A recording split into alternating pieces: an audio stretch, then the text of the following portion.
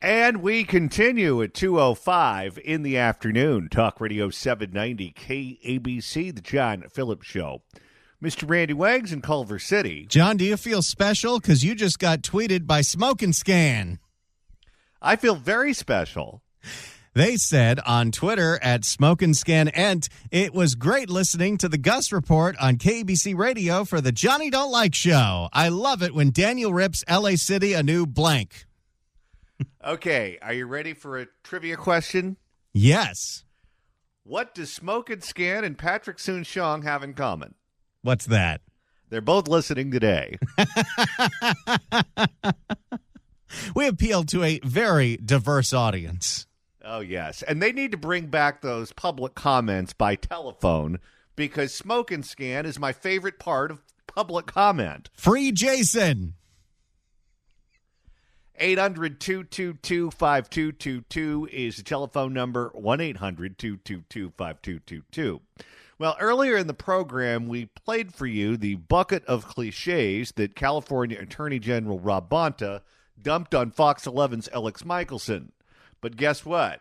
He had more buckets full of them for Channel 5. Let's hear Rob Bonta explain his price gouging policy to the KTLA Morning News. As the wildfire victims are left displaced, there's been growing concern about price gouging. And we've been hearing about skyrocketing prices for rentals. Joining us now to discuss what's being done is California Attorney General Rob Bonta. Good morning. Thank you for being with us. For being here. Not a great day for Bonta to get all this exposure.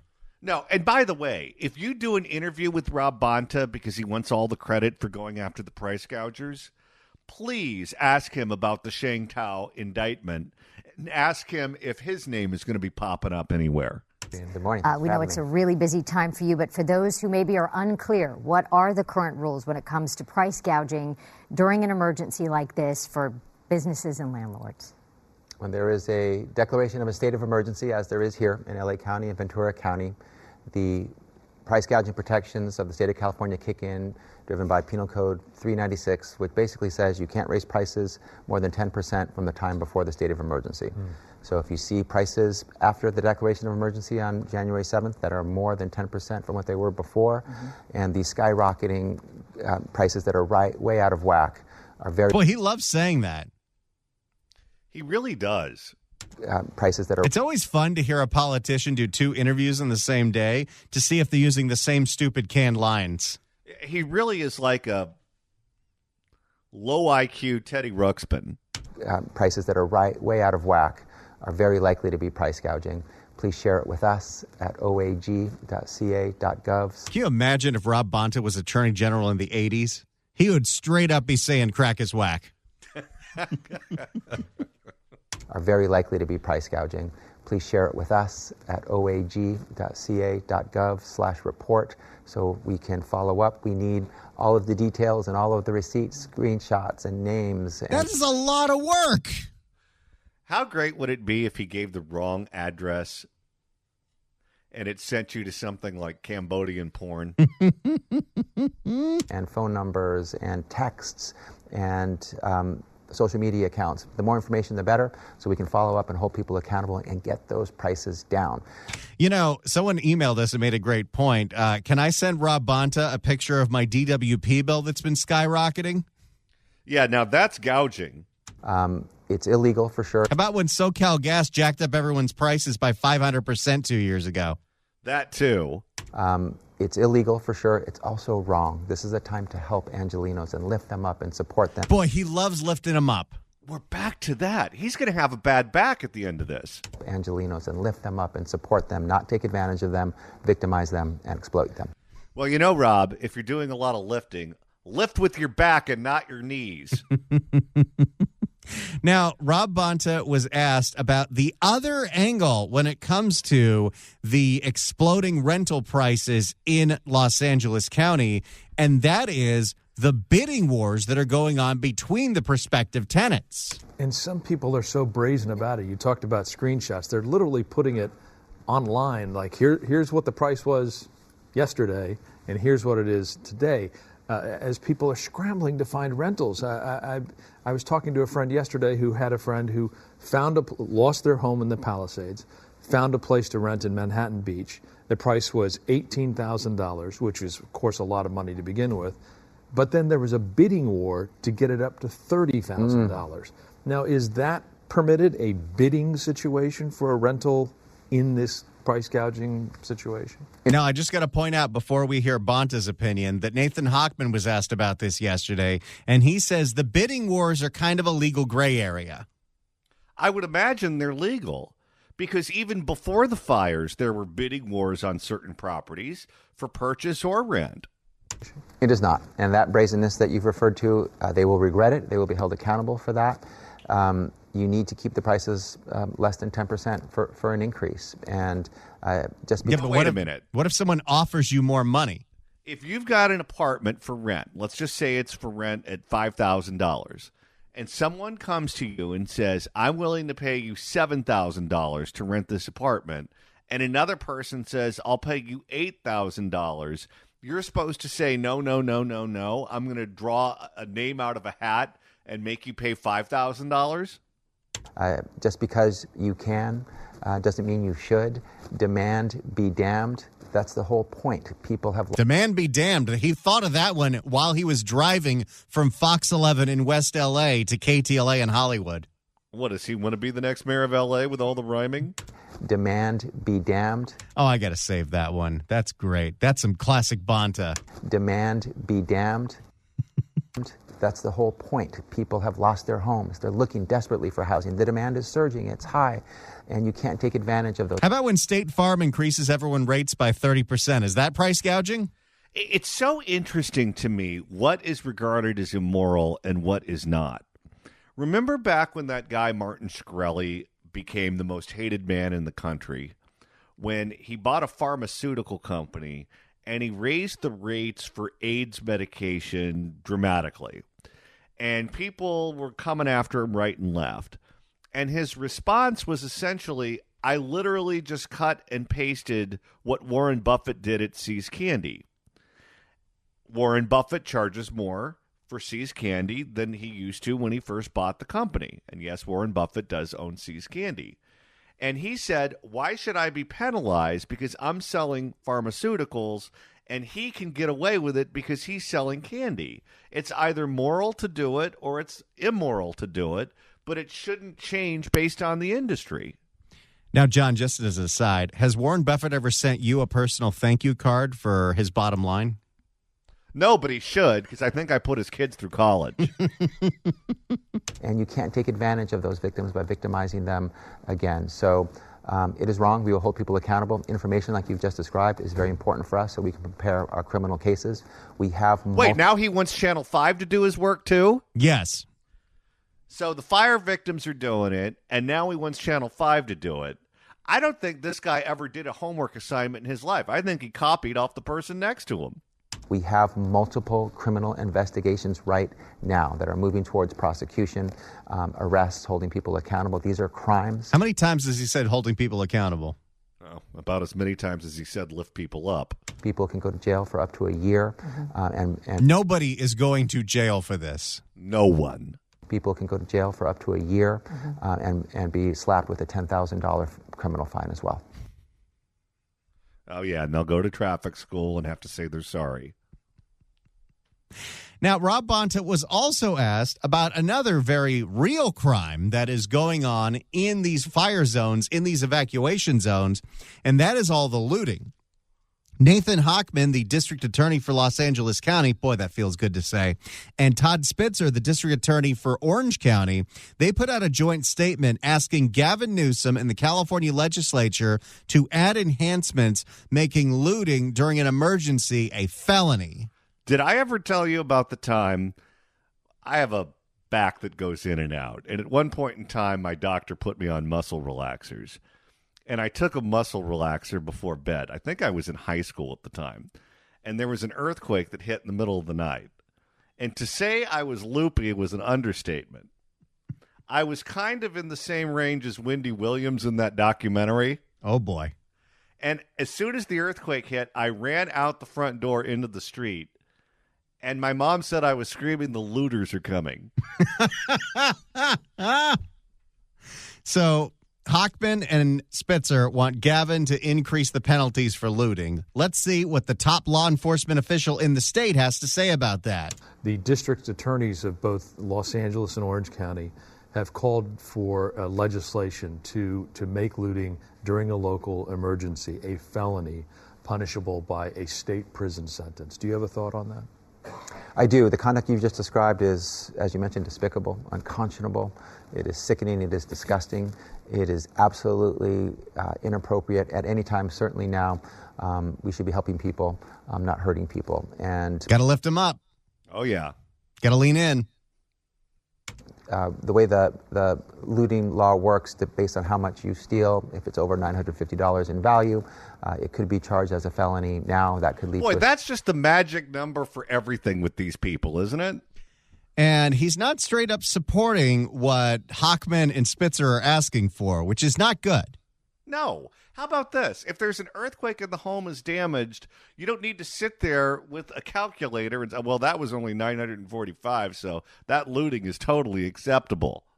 It could be charged as a felony. Now that could lead to... By the way, one of the people that Hochman charged this week for looting the night of the Palisades fire, they stole $200,000 worth of stuff out of somebody's house. Did you see, by the way, someone posted a picture of all the looters? And, they put them in, like, the Brady Bunch boxes. And in the middle square, they put Paul Lynde. It could be charged as a felony. Now that could lead to a state prison sentence. If it's less than $950, it might not. But it's still a crime punishable by jail. Which crime does he sound more offended by, the price gouging or the looting? Oh, he's all ginned up about the price gouging, but he doesn't care if they come to your house and play the reverse Santa Claus. I think we need to be slapping people with the harshest penalties right now. It is wrong to be hurting people. We need to be helping people. He said that twice. Yeah, well, guess what? That doesn't involve them being slapped. That involves them being kicked right in the crotch. To take advantage of someone and exploit them and prey on them, to pick through their things when they've had to flee, to find value in it, to have dollar signs in your eyes. It's wrong. So I think it's an appropriate discussion to have, and I think we should be hitting people with the strongest penalties possible. But he's not straight up answering the question. No, he never answered the question. Do you agree with Todd Spitzer and Nathan Hochman, or don't you? And all he did was give us a bucket full of cliches. That's what he's best at. Let's hear Bonta on scams. We have seen such an outpouring of love and donations and volunteerism for those of us who've been fortunate enough to survive this, trying to help other people. But then there are people preying on that too, and trying to run scams on people and soliciting money from organizations that are not really helping victims. Are there some common sense tips that you could pass along to sort of avoid becoming a victim of a scam? There are, and I'll just say in the worst of times, we often see the best in people. Oh, God! Even with that question, he starts with a cliche. There are, and I'll just say in the worst of times, we often see the best in people. I've seen that. The only way this makes sense is that he doesn't understand how dense he sounds. No. You know what the proper answer to that question is? As much as I hate to say it, if your name is Millie, Ethel, or Betty, you're falling for the scam. I've seen that beauty, that resilience, that strength, that hope, that desire to help each other. I saw one person who lost his home, who, while he was in despair, was also helping others, handing out water, directing them to services. We need more of that. That's the spirit of Los Angeles and of California. We're one California. We're knocked down, but we're not knocked out. So we need to keep helping. I would love to see his idea of a good Samaritan in all this. Well, they were handing out drinks. Who was it? Bill Cosby? Down, but we're not knocked out. So we need to keep helping each other. But we also are seeing... this time is very limited. They got to go to a commercial break. Would you like to get with the scam advice, or you want to keep saying nothing? He's not helping people out. If he thinks he's doing a favor to consumers with this answer, he's wrong. Despicable conduct, people who are taking advantage of the situation and seeking to scam and defraud others. There's a lot of different types of them. There's contractor scams where people say, hey, you give me a big sum of money up front, I'll make sure you get your home rebuilt right away. There's also insurance adjuster scams where they say, I can help you get your insurance, or if you give me your personal identifying information, I can... You going after any of these people, Bonta? I haven't heard about any prosecutions. I can assist you. There's scams around trying to help people access free government services. They're free. You don't need to pay anyone to access the government services. There's also scams where people say, give me a big sum of money, I can help you get housing quicker and get you to the front of the line. Those are scams. If people are asking you for large sums of upfront money before they give you anything, that's a red flag. Be careful. Yeah. Except when it comes to prostitution. You got to pay up front, baby. They don't take credit. And then we also have scams where we're taking advantage of people's good hearts who want to give and donate. People create fake charities, often using the good names of branded organizations. There was an organization we work with, the American... You can call a charity anything, and they can make you think that it does great work, like Homeless Healthcare Los Angeles, which gets county and state money to pass out meth pipes in MacArthur Park. And that, by the way, is all they fund, those phony, baloney, crooked organizations. The American Red Cross of California. Sounds like the Red Cross. It's not the Red Cross. The Red Cross is called just the Red Cross. And it received donations that never went for any charitable purpose, just lined the pockets of the scammer. So go to our registry at oag.ca.gov where you can look at... You'll see only the charitable organizations that we don't think are scams, even though we're funding them. Yes, meaning he's going to send you to all the organizations that are run by his buddies. Real charitable organizations that are registered with us and in good standing that are operating. You better hope there's no charities on that list that are associated with a certain family in Oakland. Something tells me he's going to get in trouble. Oh, yeah. If Sheng's getting indicted, that means the indictments are coming for the Dong family, and the Dong family's biggest beneficiary over the years has been Rob Bonta, Mia Bonta as well. The whole family. Real charitable organizations that are registered with us and in good standing that are operating and that you can give to. Finally, there's the scam, I call it the grandma scam, where there's a deep fake, even a voice saying, hey, I'm in the disaster zone, I need money, please send me money right away. Anything that creates that false sense of urgency and wants you to send money right away, be careful. Okay, well, we really appreciate you being here this morning. No, you don't. They made a whole movie about that. Oh, yeah. Wasn't that a great one? Oh, yeah, where the 93-year-old woman gets scammed by one of those people. I believe it was in the San Fernando Valley. Yes. So she gets loaded up with guns and goes out for revenge. That movie is worth your evening. It is so funny. And June Squibb, who is 95 years old, kills it. It's called Thelma. I couldn't believe what I was watching while I was watching that thing. And I saw it in the theater. It was a matinee, and it was me and I think 3 other people, and I was the only one under the age of 80, and we all cheered when she got the guy. All right, there you have it. California's Attorney General, Rob Bonta. Right now it's time for KABC Dependable Traffic. If you'd like to email the show, you can do so at johnnydon'tlikeshow@gmail.com. That's johnnydon'tlikeshow@gmail.com. And Randy, with all of the Sheng talk today, there are people who are emailing us about Sheng right and left. They clearly can't get enough. Well, if you want more Sheng talk, that you can get. We have hours and hours and hours of it. Go to KABC.com, click on podcast, go to the Apple Podcast app, iHeart, Spotify, search for The John Phillips Show, hit subscribe. You can download all the episodes. You can do a Google on the YouTube or get that handy-dandy KABC app. Search KABC AM in the Apple App Store or the Android Store. It is the easiest way to listen live to this radio station and download all the podcasts, including all of Sheng Tao's greatest hits. We know that this job, it's never hard.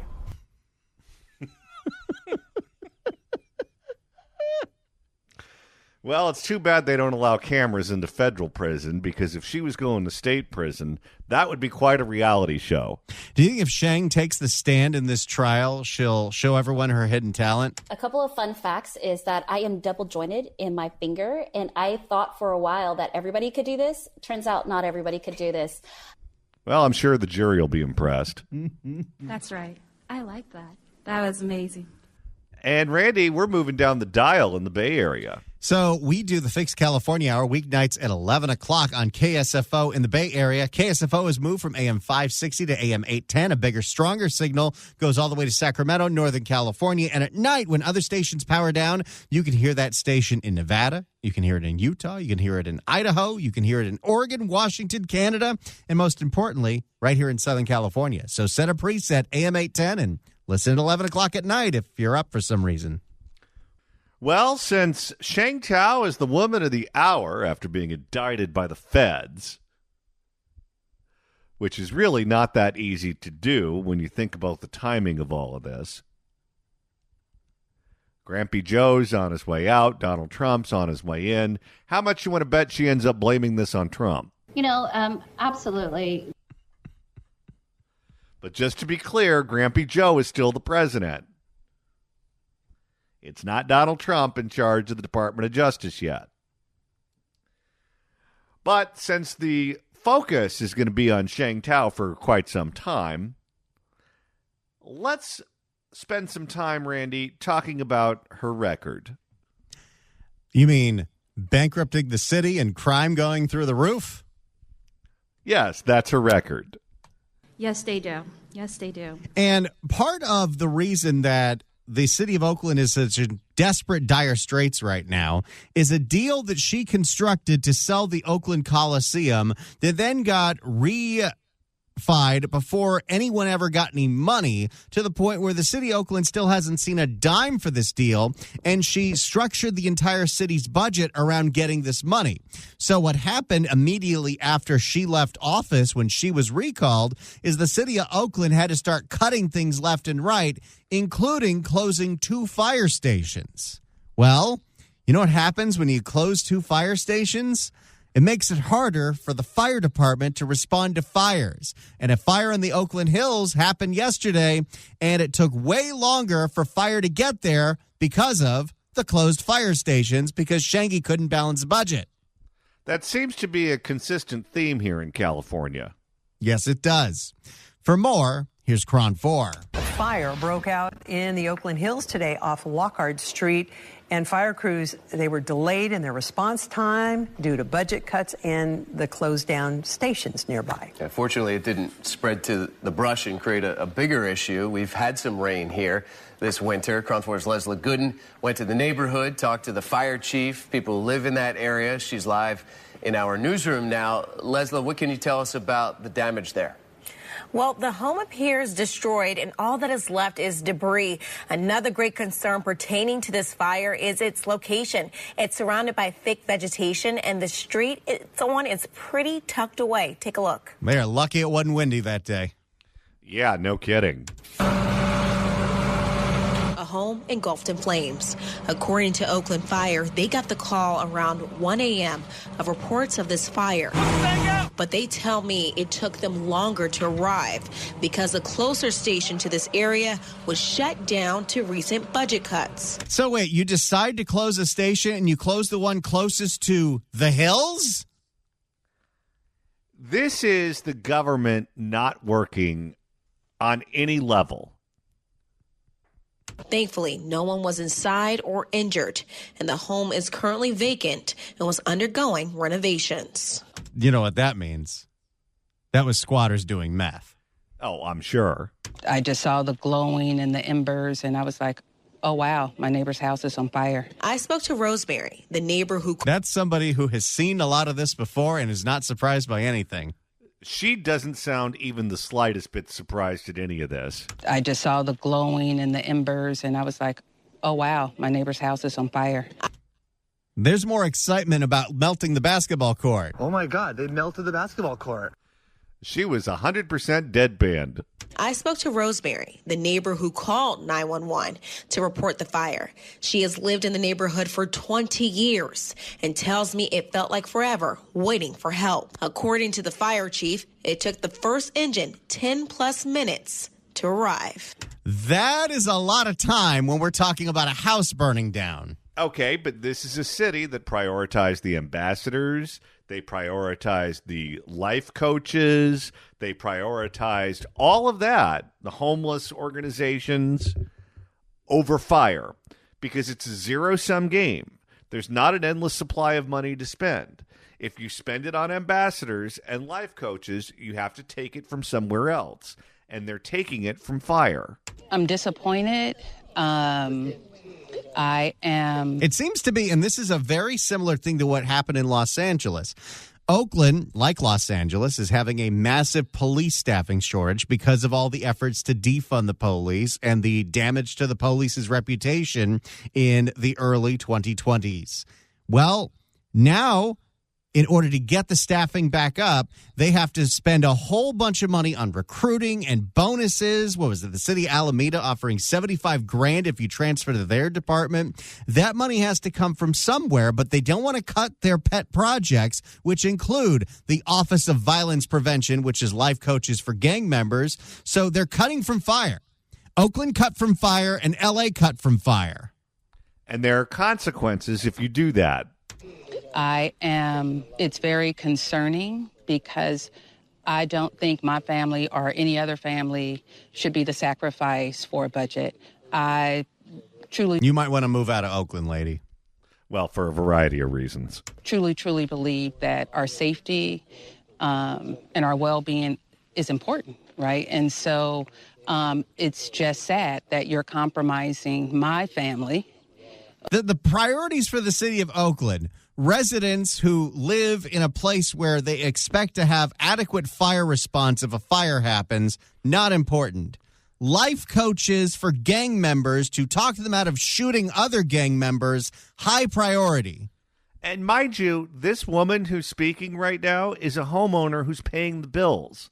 The gang members who are shooting at one another, the homeless people who are doing meth, they're not kicking in. This woman is paying for herself, her kids, her family, and all of these people too. If you're going to skew the government services to make sure that someone gets them and others don't, her house needs to be protected from fire. Over a budget issue. She lives just a couple feet away from this house and thinks they got lucky it wasn't worse. And Oakland's fire chief agrees, adding if there were high winds on Wednesday, they would still be out here fighting this fire. There's no way of saying. We certainly would have been better off. We don't know how far involved it would have been had we gotten here. Seconds matter in a fire. Oh, yes. When you're dealing with heavy winds. Had we gotten here, but they're 5 minutes away at the most. Part of the destruction of the Palisades fire is when these things started, because so many people abandoned their cars because the fire was raging so quickly. The fire trucks couldn't even get up there. They had to bulldoze the cars. Had we gotten here, but they're 5 minutes away at the most. So that's another 7 to 8 minutes of time that the fire can continue to grow. And the entire block of homes would have been lost. Under-resourced, understaffed the Los Angeles City Fire Department is, and it's exactly the same parallel here in Oakland. We're about the same level of firefighters per resident as they are in Los Angeles, plus or minus. It's not a good day when LA gets compared to Oakland, and it's totally accurate. And both cities face fire threats. If there's any department that should be fully funded in each city, it's the fire department, but that's who they cut. It's basic math. Currently, this fire is still under investigation. And the local Firefighters Association tells me Oakland Fire's current staffing issue could put us at risk in seeing a similar tragedy to what we're seeing right now in Southern California. Reporting. Will they listen? Because that's what our fire people were saying all last year, and we didn't listen. Nope. They just ignored them.